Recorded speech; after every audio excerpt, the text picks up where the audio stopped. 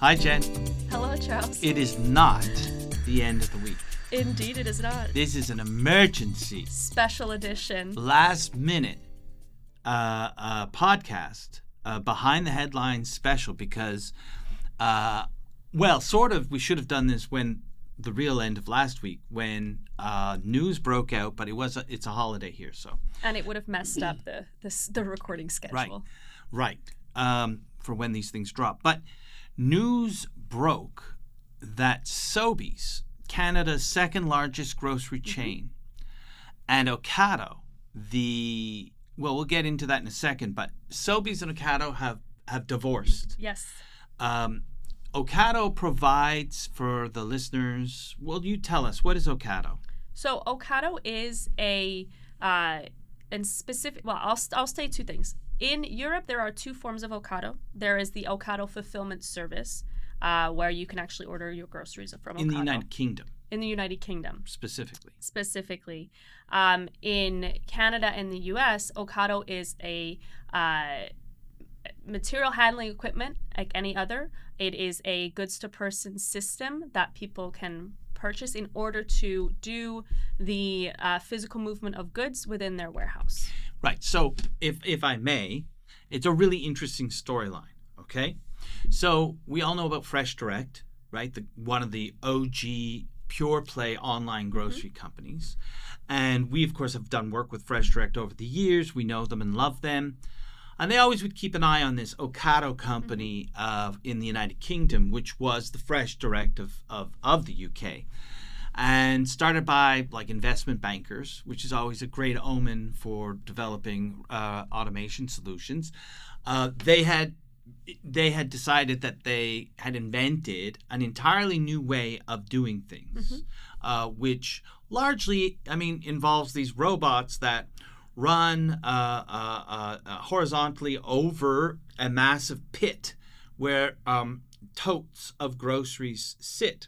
And they go almost like one of those little games that you play at the amusement park to grab the claws. One of those claws. You drop the claw. Hopefully, you get a prize. So that was kind of what they were into, and they were claiming this was a revolution in the at least e-commerce distribution. They got into a lawsuit with AutoStore, the Norwegian company that is on fire across the planet. AutoStore claiming that Ocado essentially stole their idea. True or false? I don't remember. Do you remember? You're the expert in this. Do you know how it ended out? Yeah. I do not know how it ended, but my suspicion is it would have ended out of court. I don't know. I think there actually was a real judgment, but I don't know. We don't know. Look it up yourselves. But I believe someone had to acknowledge that not everything was kosher in that deal. Yeah. So then Ocado, as you rightly said, there's not really that much money in online groceries. It's a low margin business. You really are not going to become billionaires with that. Why don't we go out across the planet? You said North America, but really across the planet to sell the Ocado technology and software and go into one country, one major grocer in each country, and form a relationship. Yep. So in the United States, who did they form that with? With Kroger. With Kroger. And how did that go? Well, right now, they are also stalling their installs. Correct. They stopped the installs. Not sure if they broke the agreement up in the way that Sobeys just did this week in Canada, but they definitely stopped and said, we're just going to focus on trying to make the ones that we built work. We know in Spain and other countries in Europe, similar deals have been struck. We actually have, I don't know if you know this. I don't know. Okay. Do you remember Tae Sok in Korea from GS? Oh, yeah. That's throwback. Yeah. Yeah, from years and years ago. He actually works as a solution engineer at Ocado. Well, look at that. Yeah. Small world. So big news was Ocado's shares on the news of the breakup between Sobeys and Ocado fell 16%. Yep. A lot of loss, a lot of bad news. So let me ask you, first off, what was the Ocado footprint with Sobeys in Canada? Yep. So they have 3 live sites. They have Toronto, Montreal, Calgary, and Vancouver was the one that was under construction. And so with the end of the partnership, they've essentially pulled the plug on the Vancouver site right now. So it was, call it 3, would have been 4 within the next year. And it's interesting. Toronto came online 2020. Yeah. Think about the timeline there. Yeah. Comes online in 2020, and it's kind of like, at least in the first giddy months, Yeah. hard to do wrong. Yeah. They probably immediately approved construction of Montreal because of the pandemic Right. and what was going on. And then Calgary rolls along, and I'm going to guess that's where it starts to, it's not that the online grocery market has shrunk, Mhm. it's that the rate of growth has slowed and returned to normal. Right. And so these buildings are struggling to find volumes. Yeah. And do you remember, I remember, I think, what the Montreal facility cost. Do you remember? I don't want to say my number because Say your number. I will tell you I'm cheating. I don't remember. I looked it up just before did we you? went in. Yes. Was it 200 million? It was see, that's what's so interesting. The construction was 100 million. So Okay. I think, yes, 200 million. Okay. We don't know. No one ever disclosed. No one sent us the final, budget. If they want Nothing. to, we're Not open even the to budget. What? So we don't know, but something kind of mind-boggling. Yeah. And do you remember in the press release how many employees they said they were going to employ in Montreal at this fully automated facility? Yeah. That press release said 700. Yeah, so I just saw one, but I'm using Copilot, so you can't trust it. But it did give me the link, 1,500. 1,500. 1,500 employees. So what are we going to draw from this? Well, I mean, I think there's some things that we lightly touched on, Yeah. which are very important, specific to kind of the magnitude of getting volume that is required for an Ocado solution. So there is only so much demand. There was this massive surge in demand that happened in cities, and as you said, it's now returned back to normal, and it's just going to go at its 3 to 5% growth, slowly but surely. There are other ways for businesses to kind of inject volume, right? They have perhaps other banners that they can leverage. There's this whole pickup in store that they can leverage in order to really concentrate as much as possible volume-wise. But one of the deficiencies really of the Ocado solution is that it has to have a minimum size to it. And one of the interesting things when we do the comparison Ocado versus AutoStore can do quite small installations. Mm-hmm. And so you kind of beg the question, well, why can't Ocado do smaller installations, right? We always hear of these. Since they're basically, call it very, very similar. And so it's a very interesting comparison that Ocado has gone the larger installation route. I don't know why they can't. There's possibly some algorithm element to it that you have to have a certain swarm in order to get there's a digging and swarm, that sounds very technical. The swarm of the robots that move around on top of the grid in order for them to collaborate together to dig out the tote that you're using. It is an incredibly sophisticated algorithm that enables the bots to work together. Right. And that's where you kind of go like, okay, well, sounds like there's something within the software back end of this that has limited Ocado's ability to scale down their solutions and offer more of a, call it a micro fulfillment That is element. super interesting. I mean, the use cases where we might see AutoStore, right? You might have a much longer tail of slow movers than in grocery, because even if grocery has, that's one of the things people often don't understand. Everyone has fast movers and slow movers, right? Yeah. The 80-20 rule is true everywhere. I mean, it's everywhere there's human consumption of anything, including entertainment, probably travel options, right? 80% of the people going to Italy are going to Cinque Terre, and 20% are going to, Puglia. Like that is just the way it works. Human consumption is that way. But there's the relative, way of describing a SKU population. Then there's the absolute, right?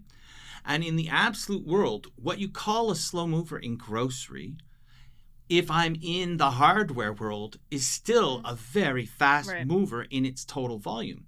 So just as you were saying that, why can AutoStore handle these tiny installs, and then why must Ocado have these large installs? And you said something visually. Now I get it. So the average listener has to picture you have thousands of these totes stacked up on each other. So you've got a stack of, let's say, make it up, 10 totes, just to keep the math easy. 60, okay? For easy math. And I need tote number 4, right? I've got to remove 3 totes to get to that 4th tote. And I need a swarm of bots because I need 3 bots to come swooping in and grab 3 and move them out of the way for the 4th one to come in and grab the 4th one and bring it to a picking station. Yep. But for me to do that at the pace required for grocery means I need a mega solution. Yep. Whereas if I'm AutoStore, go ahead. Well, I'm just speculating. So that's where it is interesting, because there are installations of in a the micro fulfillment term being small installs of AutoStore, where in grocery, specifically in online grocery, and they are performing well. And so that's really when it becomes an interesting side-by-side comparison about, well, how is it that AutoStore is able to pick at the speed that they're able to, like really dig, I think is better the word to say, dig, and that their bots are able to collaborate together versus the Ocado installer still insisting on these mega that's these really mega, interesting. Installations.